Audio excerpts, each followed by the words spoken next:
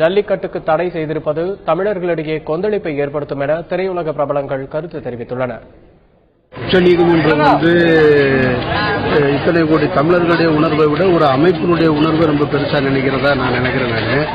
இது போல தமிழர்களை உணர்வுடைய விளையாடுவது மாதிரியே இருக்கிறது. இந்த ஜல்லிக்கட்டுக்கு தடை என்பது தமிழர்களுடைய ஒட்டுமொத்த தமிழர்களுடைய உணர்வோடு விளையாடுவது மாதிரி இருக்கு. இது அவர்கள் தேர்தல் நேரத்தில் செய்யக்கூடிய அரசியல் அல்லது எங்களை எப்படி இழுத்து விளையாட்டு காட்டுவது போல இருக்கிறது.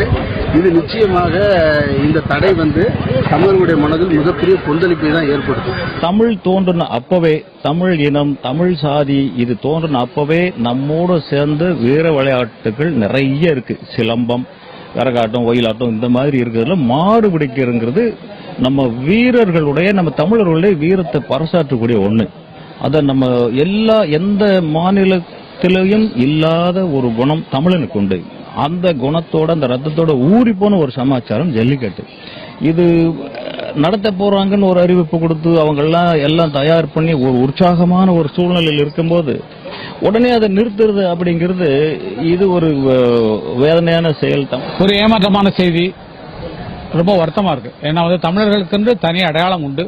வீர விளையாட்டுகளிலே யாருமே வெல்ல முடியாத இடத்தில் இருப்பவர்கள்.